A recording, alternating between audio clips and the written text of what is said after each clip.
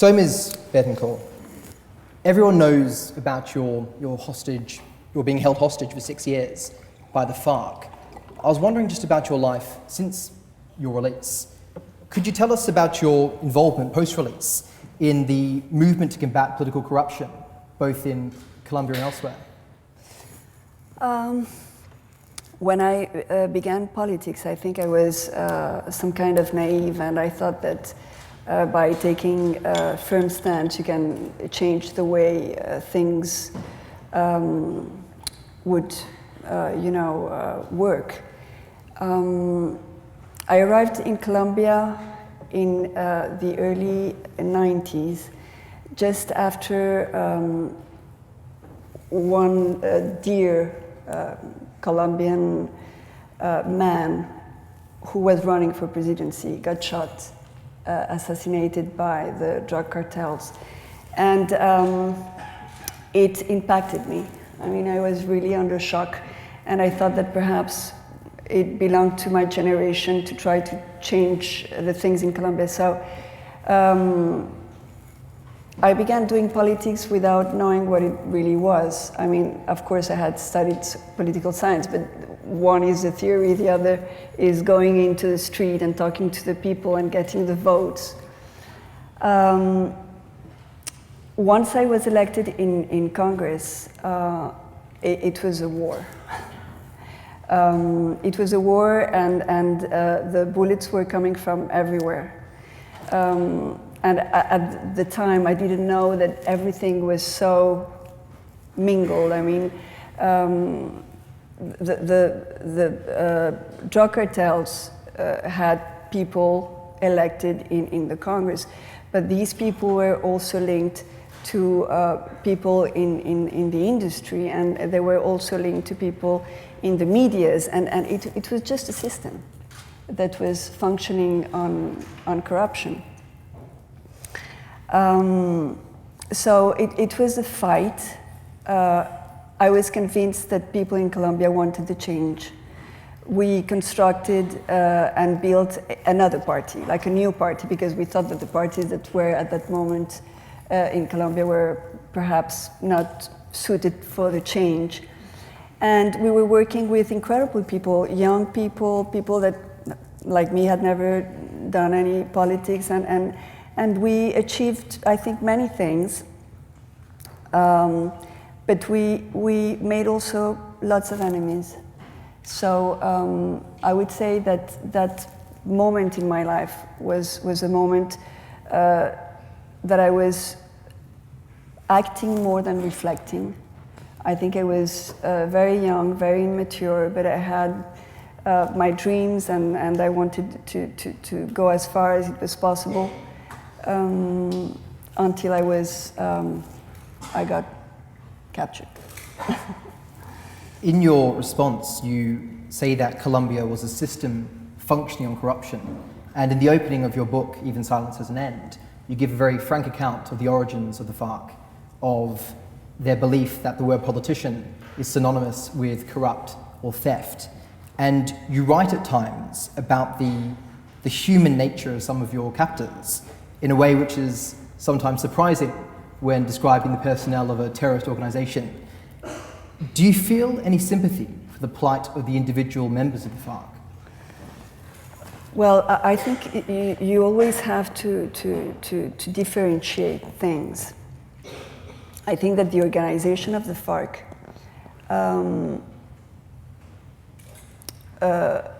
through its history, deviated from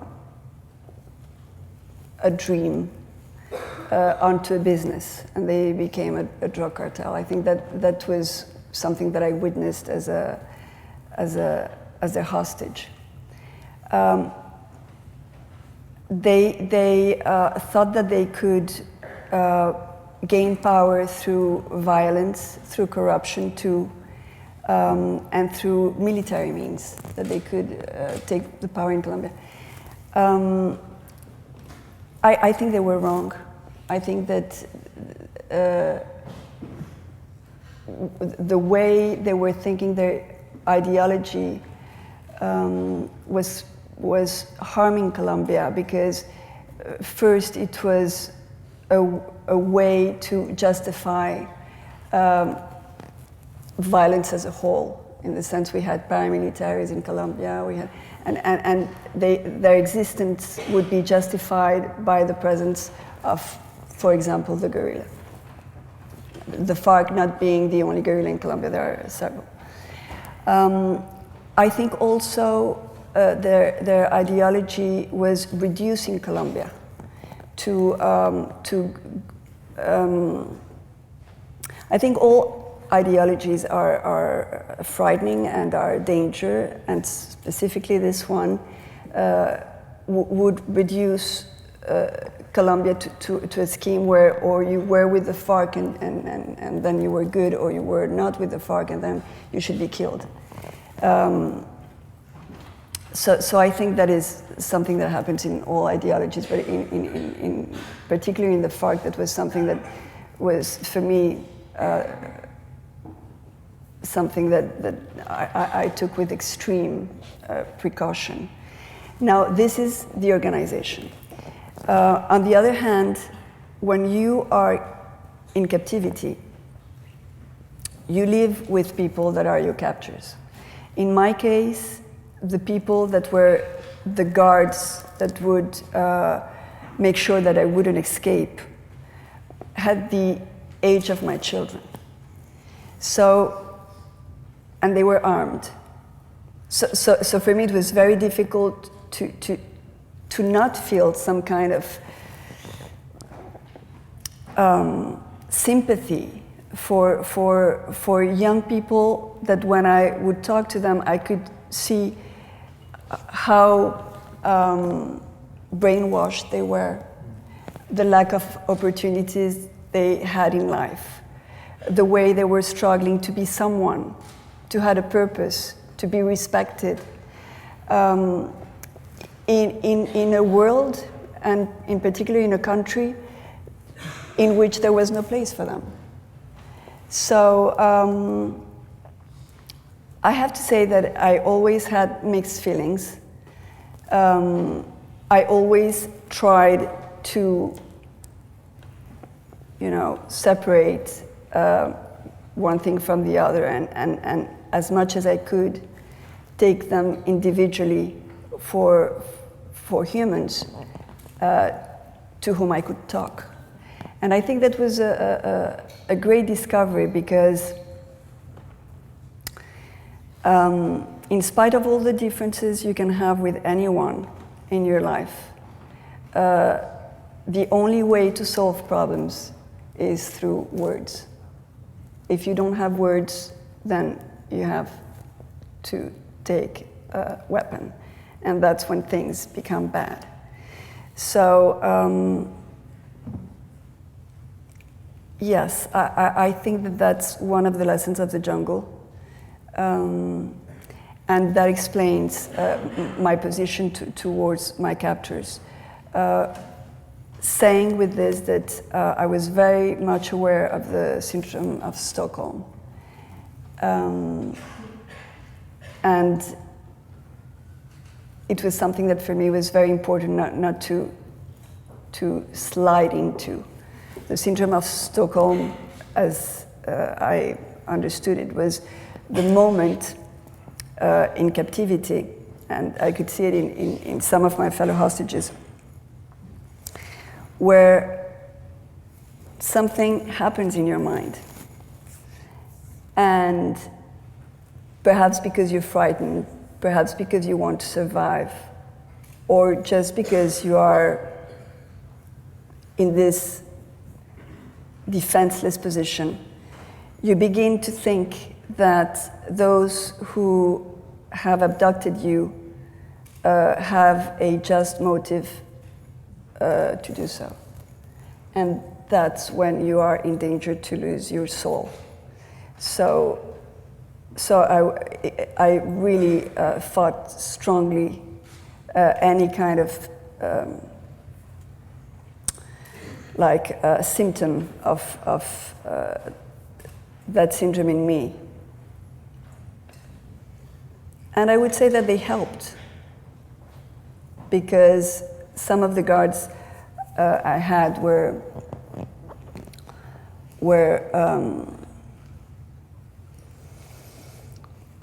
also, I suppose, trained and you know, into being cruel, sometimes sadistic. So when you are a victim of those type of situations,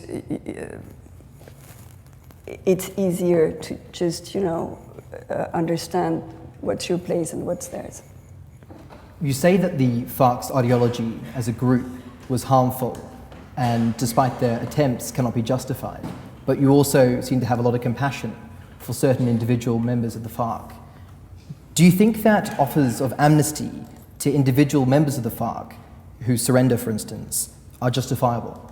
Yes, and actually I like your question because that's a point I wanted to make.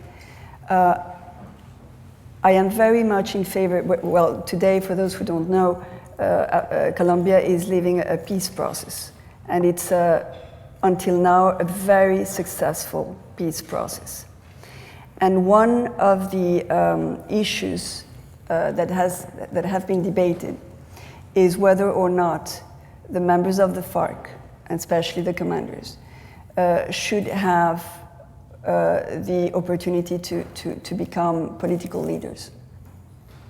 And I think that's major, and I think that's essential. In spite of the differences that I can have with the way they think, democracy is about that. Democracy is about confronting our differences in a way that is constructive. And you always find that people that are opposed to your views are the ones improving the way you think. So I think that for a country like Colombia, having these guys leaving violence, weapons, war, and coming into a discussion where they're going to come with their experience, their thoughts, their knowledge of this other Colombia that sometimes in the Congress of Colombia is not known, will be of great importance to construct a country that will be a country with opportunities to everyone. You see, that was one thing that was very clear for me. The commanders of the FARC, the ones I was dealing with, were in majority people that came from the mafia. Very strange, but in a way, they were commanders, they had this leader capacity, and they had been trained by the drug cartels. And when they had problems in the drug cartels, they would, migrate to the FARC. But the young people, the guerrilleros, had no opportunity. I mean, there was no choice for them. For example, the girls, I would say 90% of them were girls that had been born in this area of Colombia, the south of Colombia, so the jungle, so very secluded. I mean, villages are hours apart from each other. The only way you can access is through hours of a boat in a river. And the only thing that they could work on was prostitution. So for these girls, getting to be, I mean, passing from being a prostitute to being a guerrillera was an upgrade.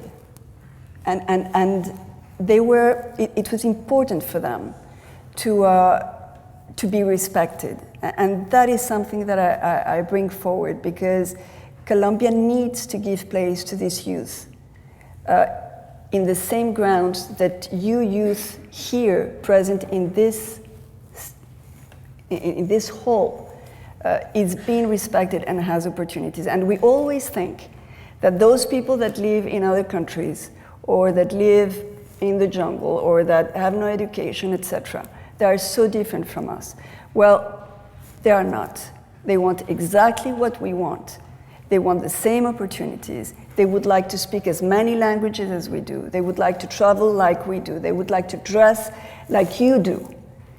And this is something that we'll have to address in the world today, because we're living this is like a bubble of prosperity.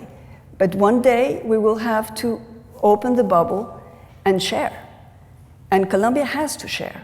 And I think that's what's at stake right now in Colombia with this peace process.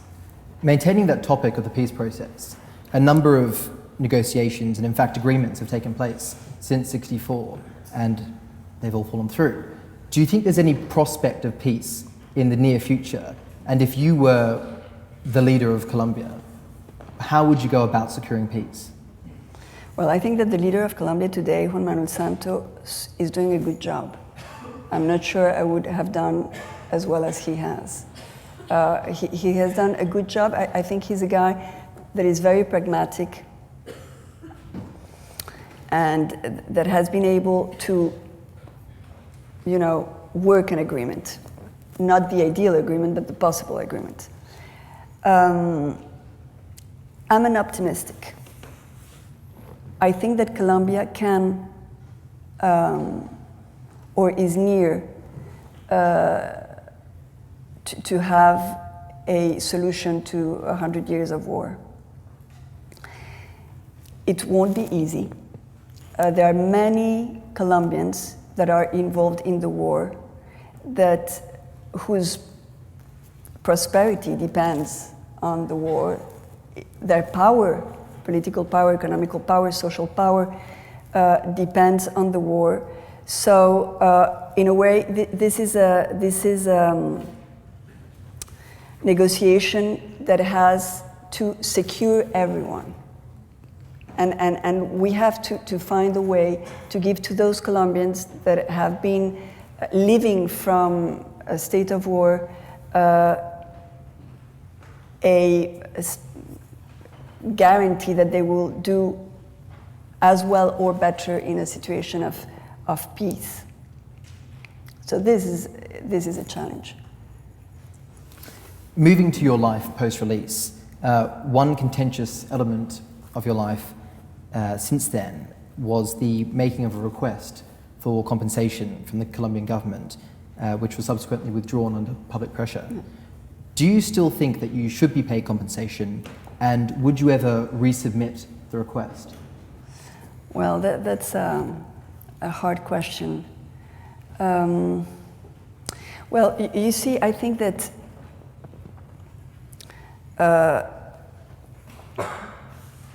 the constitution in Colombia was granting to victims of terrorism a series of,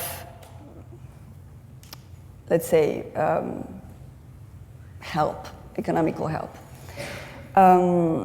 And the way it was done implied that everybody could have this reparations. Everybody except me.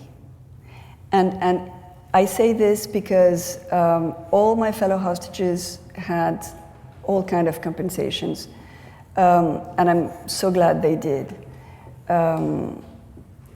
But for political reasons, I do believe. Because at that moment, I suspect that some politicians in Colombia were frightened that I could come back after liberation and be very active into politics and perhaps feel a space that they don't wanted me to feel. So I think it was unjust. It harmed me profoundly because I thought that after what we had lived, not only me, but my family, and we needed the support of the Colombian people. We needed to feel that they understood the pain we had gone through. And it was not the case. I mean, in fact, I never, in all my political career, had so much attacks in such an aggressive way than in that moment. So I don't feel like we're doing the same thing again. I mean, I think I think we have to go beyond that situation. Life has compensated me. Look, I'm here. I have been invited here through you. I have my incredible friends, Susie, Harley, somewhere in here must be Pavel, and I have my family that has come from Colombia to be with me. I mean, I feel that I am loved and that I have had the compensation through life that I needed. And what I needed was love, and I have it in plenty. So thank you, all of you, for that. For the rest, in Colombia, the problem was a problem of money. Well, I don't think that's, for me, it was the true issue. For me, it was more the recognition of the situation. But I think it's a matter that is closed for me on that topic. It doesn't mean that I'm resentful or that I have bitterness in my heart against my fellow countrymen and women, because I understand that those things happened. That, I mean, the way the media portrayed the whole thing was, if I had read the things they were reading, probably I would have had the same reaction. So let's say that we need to mature as Colombians. We need to understand the pain of others. There is a syndrome in Colombia, you know, if a woman gets raped, they will say, oh, she had a skirt that was too short. Or if a priest is killed, they will say, oh, but probably he was in relationship with the guerrilla. Or if a peasant is assassinated, they will say, oh yeah, but probably he had a problem with a paramilitary. Or this is what we need to change. I mean, we cannot criminalize victims. It's too easy. It makes us feel perhaps more secure because we're not paramilitaries, we're not guerrilla, so it won't happen to us. But it's not fair for the people that are suffering in Colombia, and there are lots. So I think this is something that has to change. In your answer, you very interestingly mentioned the fear felt by politicians in Colombia towards you as an individual, as a politician, and also towards your party. If you hadn't have been captured, how do you think you and the Oxygen Green Party would have fared in the 2002 elections? I don't think we would have won in 2002 because I think that at that moment we were defending what the majority of Colombians were opposed to. We believed in negotiation, we believed in peace, and the story at that moment, at that precise moment, was telling us that negotiation with the FARC was not possible. I would say that perhaps even if we had good intentions, I think that at that moment, I don't think if we had been elected, we would have done a good government. Because after have lived with the guerrilla for so many years, I, of course, came to understand that these guys were not up to a negotiation until they were defeated militarily, which happened after many years. But I think that with the time passing by, the party would have been stronger, and we could have been an option in the past years, yes. Final question from me before we open it up to the floor. You yourself are actually a member of the Oxygen, and you received your term card last week. How did you feel seeing yourself in there? Well,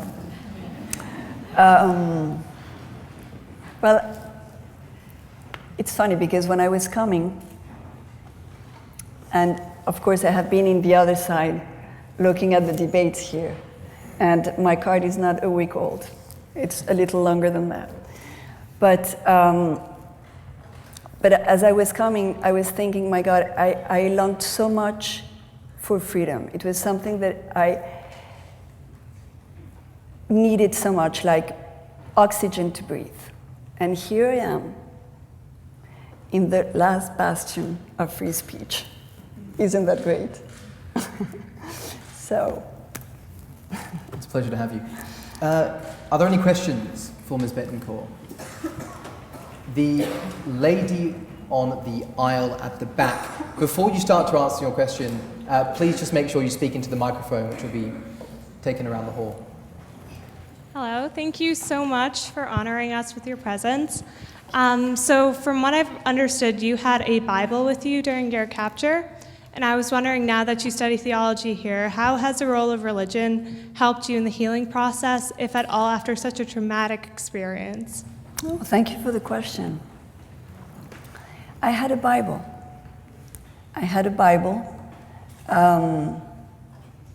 It was given to me by a very bloodthirsty commander that was the one who was in charge of my abduction, El Mono Jojoy. For those who know Colombia, they will know who the Mono Jojoy was. It always surprised me to think that this was the man that granted me that Bible. I have it at home. I read that Bible many, many times. And from boredom, I have to admit. I had nothing else to read. But it triggered so many questions, so many questions. And it fascinated me in many, many ways. I could read and see portrayed in so many events narrated in the Bible, things that I was living, or I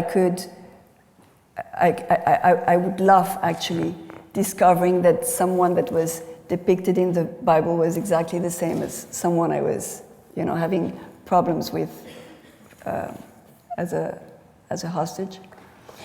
So I thought that it was profoundly human and profoundly divine, in the sense that you could see,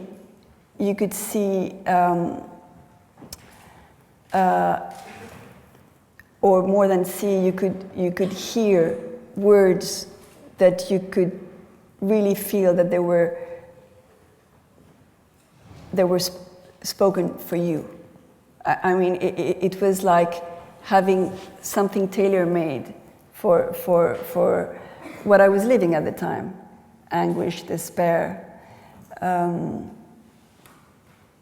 impatience, anger, doubts, sorrow, and at the same time mingled in all of that the sensation of being loved by my loved ones, and the impression that was, worthy to stay alive for.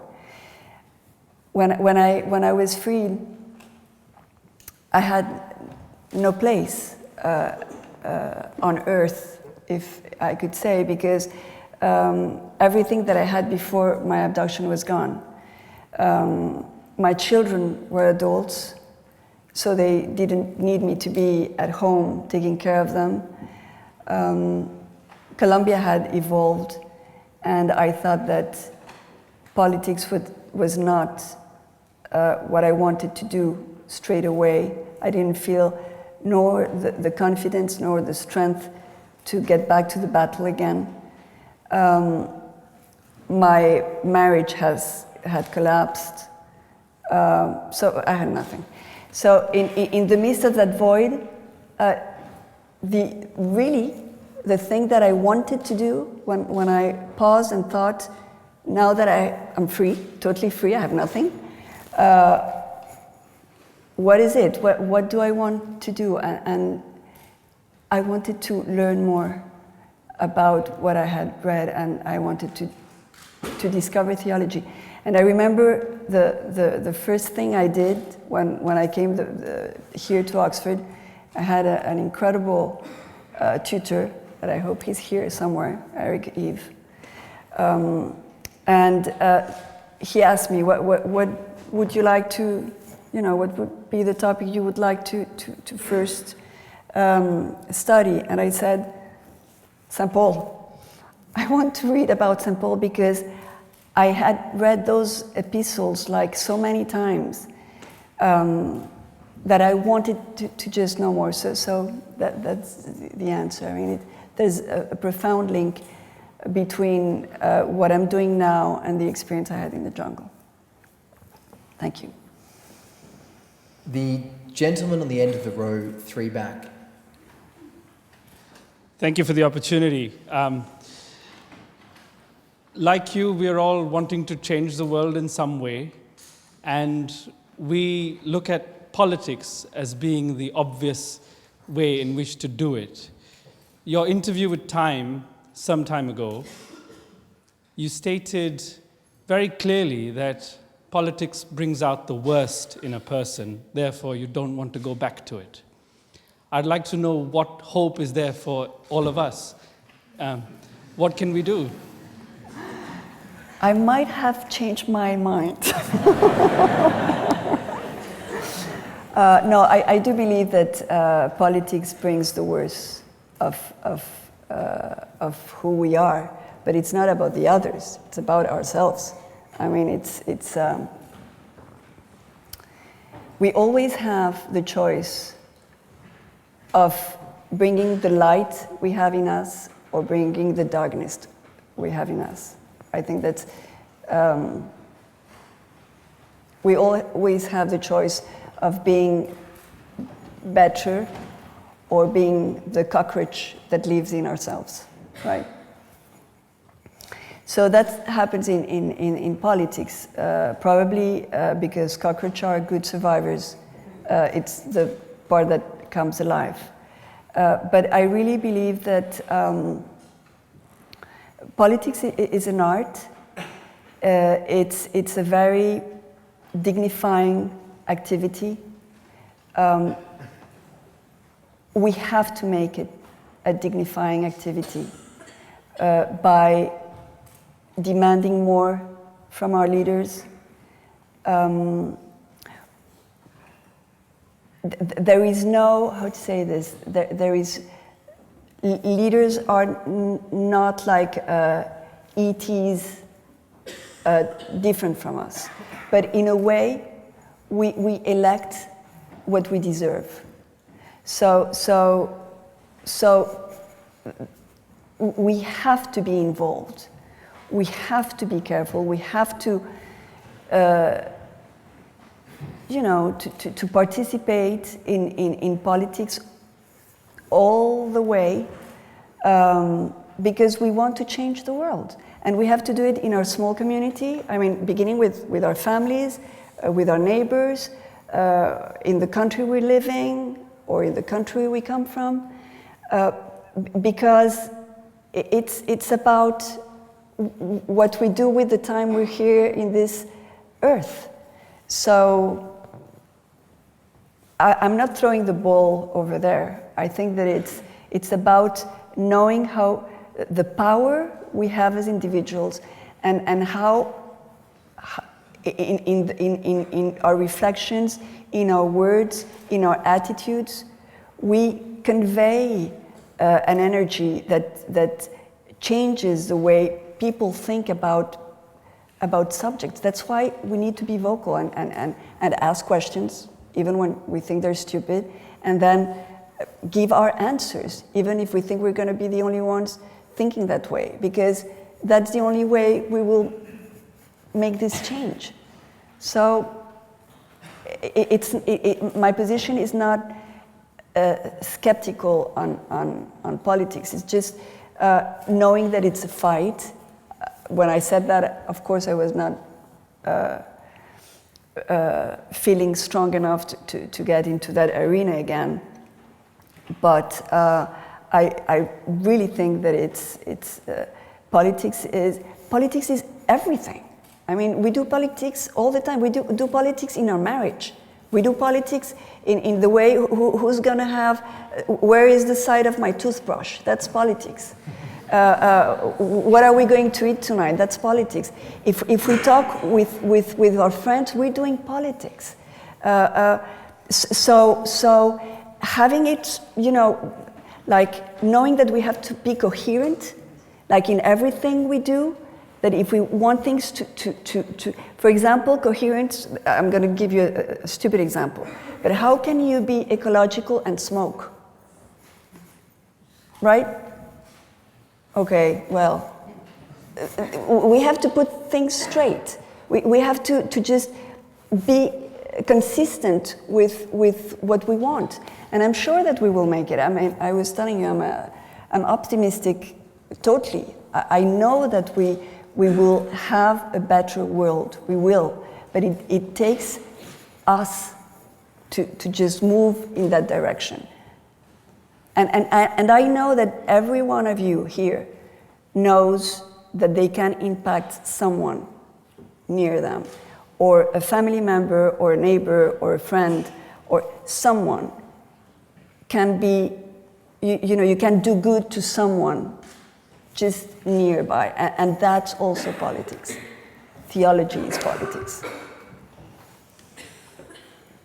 The gentleman on the edge of the aisle.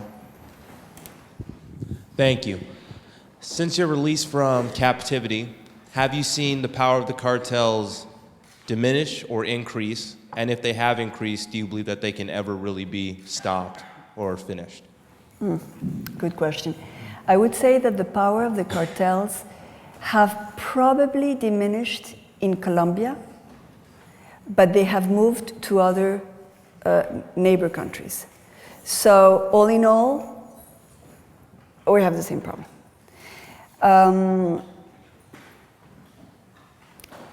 I think that the drug war, or the war on drugs, is something that we have to assess and evaluate, because I'm not sure it's giving the results we want.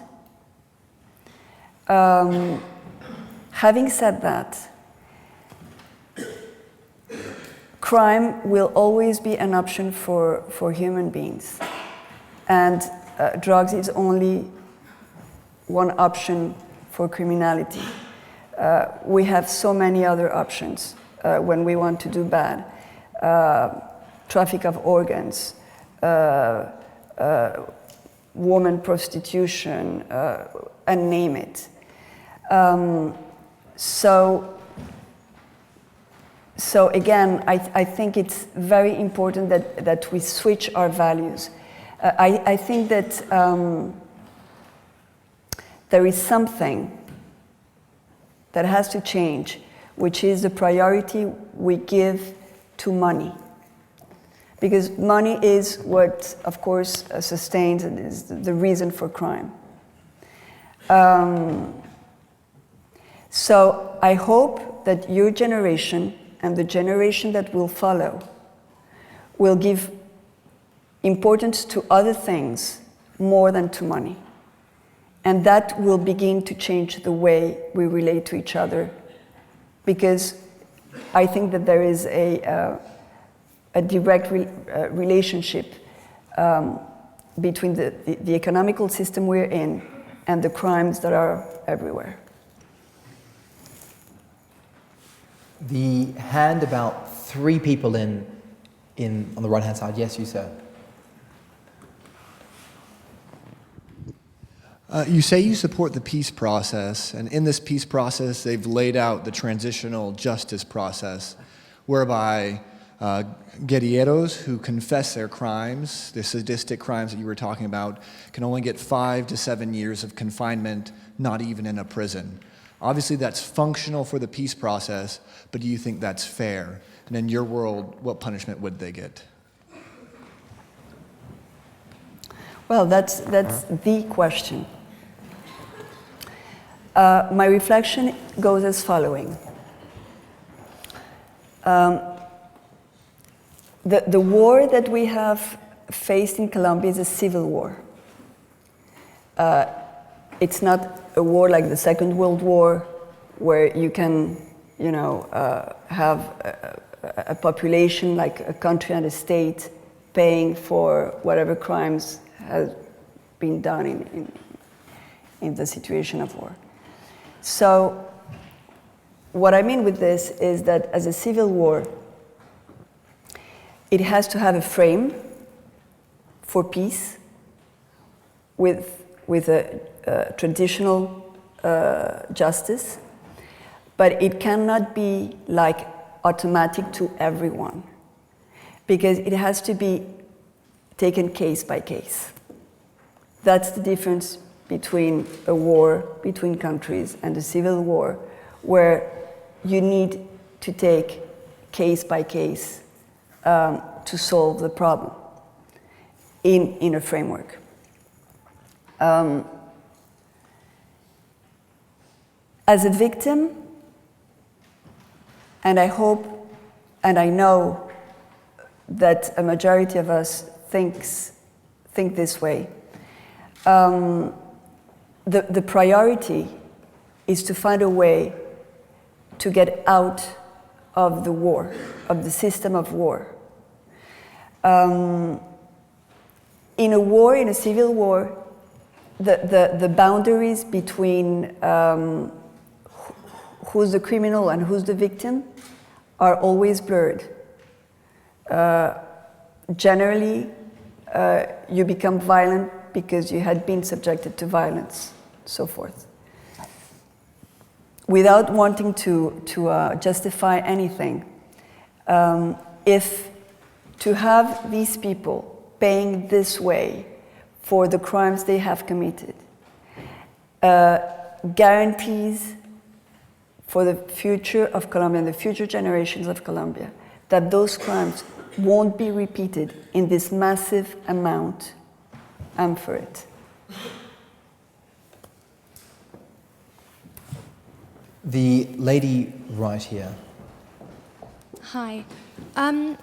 First of all, you talked about your bloodthirsty captors and you talked about your friend who was killed. Do you have any idea why they kept you hostage rather than killing you, and were you constantly fearful for your life when you were in hostage? I didn't get the question, I'm sorry. So, you spoke about your bloodthirsty killers. Yes. And they kept you hostage. Yes. Did you ever think they'll kill you and you constantly stayed afraid? Okay. So I'm hearing that. Okay, thank you. Well, in a hostage situation, what you always have in your mind is that outcome, that you will be killed or that you will die. And especially in the jungle, there are so many things that can kill you that truly, I mean, you're always like, I mean, death is in a very near situation to yourself. Perhaps the first time I thought it was going to happen was in the moment of my abduction, because as they captured me, and they forced us, we were in a car, 5 of us, and they forced us to take a dirt road. In that maneuver, one of the guerrilleros that was participating in this maneuver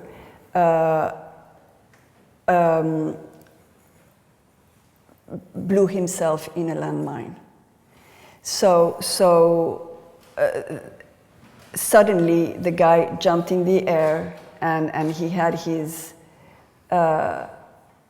leg thrown meters away with the boot and everything. And we were all splashed in his blood. And when the guy fell down, he looked at us and he didn't understand what happened to him. And he understood what happened to him in the horror in our faces. And it was a moment of panic. It was a moment of great fear, because as this happened, everybody around became very aggressive, very nervous. They were shouting, they were pushing us, and I thought that was a moment where, because of the heat of the situation, something could happen and they just could, kill us. There were other moments when I thought that could happen in different ways.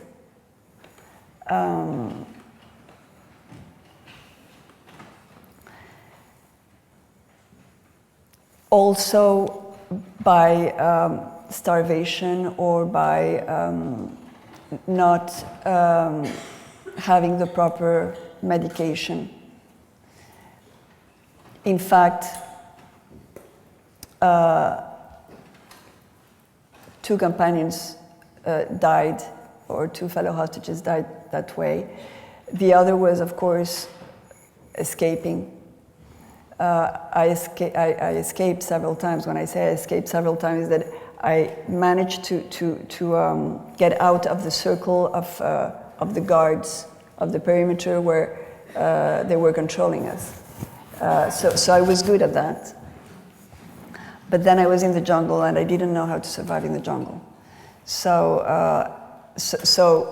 there in the jungle, again, the fear of just dying like stranded without not knowing how to survive, or being recaptured and being killed, and that happened too.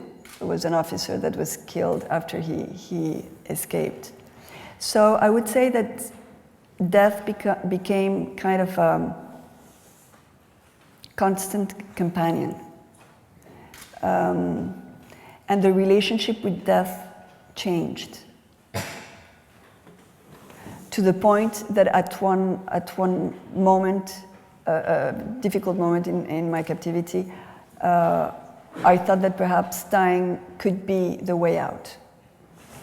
And so I envisioned dying as a way of escaping for good. But all in all, there is something in us, even in the darkest moment of despair, that you are just driven by this, I don't know how to call it. It's the certainty that you will make it. It's this kind of, some time ago, someone was asking me about if I could see the light at the end of the tunnel. And my answer was, well, the light at the end of the tunnel was myself. I was the light.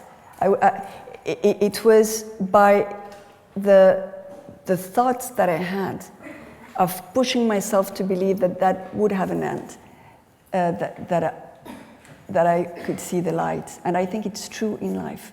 We are the light at the end of the tunnel. In every situation we have, we are that light for ourselves and for others.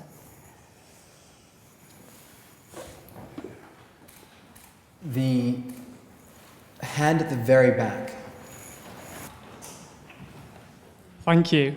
Given what your captures did to you, but also given your reflection on the Bible during your time in captivity, do you think you will ever be able to truly forgive your captors for what they have done to you? Yes, I have forgiven. And I'm very surprised that I have.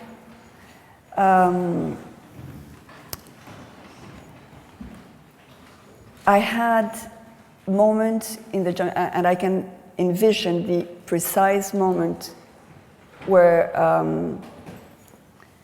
I was chained by the neck to a tree.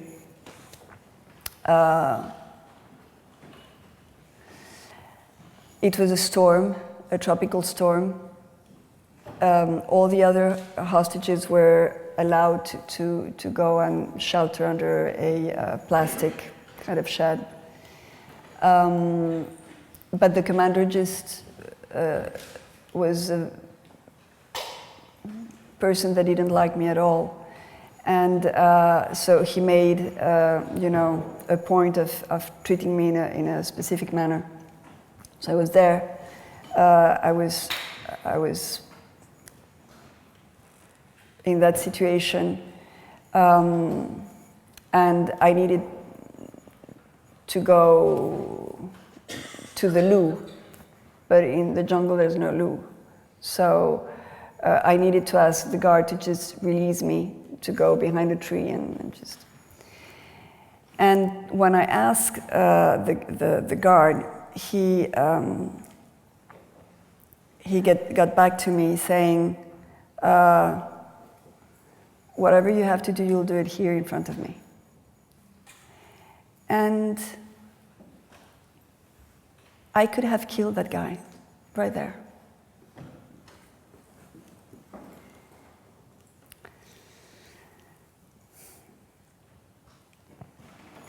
Just because it was mean and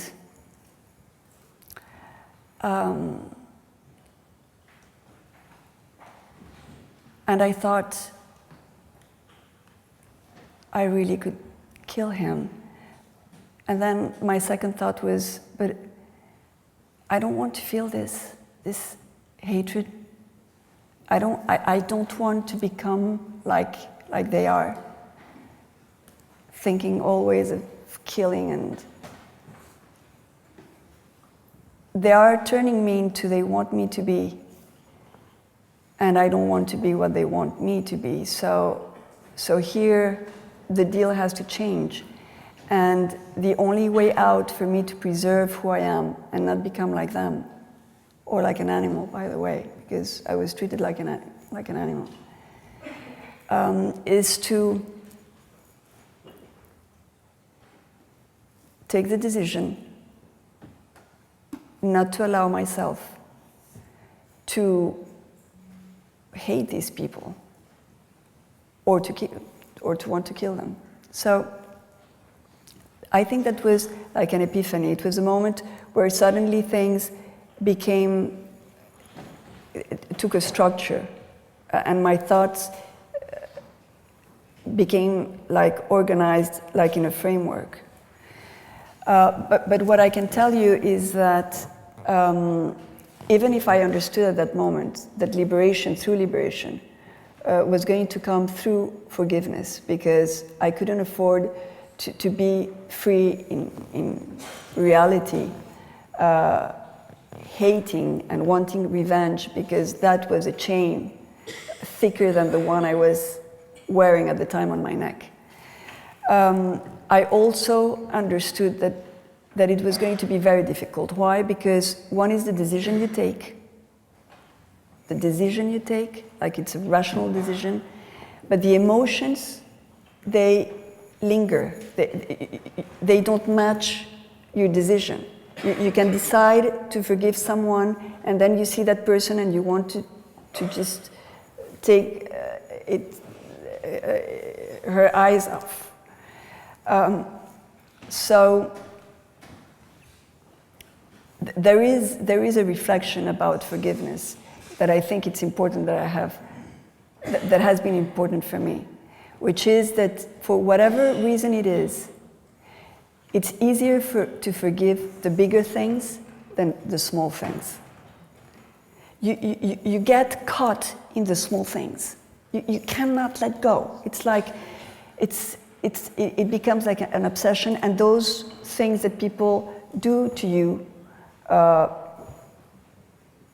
hurt you, if they come from people that you love, that is going to be very difficult to forgive. I mean, it's easier to forgive people that you don't care about or that you don't love. So, and having said that, forgiveness is always a way of maturing. I mean, you're always gaining and enriching yourself by going through the process of forgiveness. Because it takes not only your rational, it takes also your will and your emotions Because once you've understood that it's important for you to forgive because the burden is too heavy, then you have the will to forgive, and you put all your drive in making happen, then emotions are so slow to come. And when you were asking me, I was smiling, saying, yes, I finally made it. It's because recently I had this impression of not resenting anymore what had happened. It took me 7 years to profoundly, truly forgive, emotionally forgive, even though the decision had been taken years before. The lady in the front row. I'm from Colombia, and I have kind of similar situation, not a bad, but very similar. And I think living with that period of time with that criminal people, you probably can have some connection with them. Did you have any opportunity that you make you feel that they were right, and why?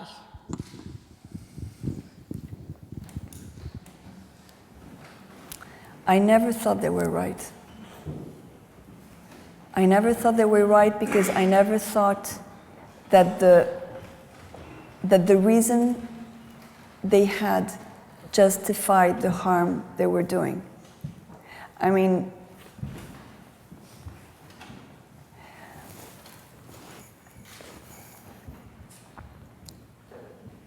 I think that it's very clear for me the danger of justifying the means by the ends. And that's what I call the ideologization of any problem. For them, killing, abducting was justified because they wanted a different country with more justice. But in fact, what was their justice? What was the country they were offering with that violence? It was exactly the opposite. And when I think about the FARC, I think in respect of all kind of ideologies that for me have been like the way we justify our wrongdoings. What I mean with this is that something that we have to be aware is that perfection doesn't exist. And I think it's important, and I'm going to bring a little theology in this discussion. In the Christian faith, we believe in original sin. And in the society of today, original sin is something that we don't want to hear about. It's just annoying. But I think there is something very important, because if we understand what original sin is, then we understand that perfection is not something that we should claim as something that we can bring. And I say this because when you see the genocides in history, you always will see people claiming that they have the path to perfection. And that path to perfection comes through eliminating the ones that are not checking the boxes of the demands they have postulated as axiom of that perfection. So wherever you go in our civilized or uncivilized history, you will find those moments where people think that to construct a better world, they have to become monsters. And that is something that we just have to be very aware of. There is no perfection.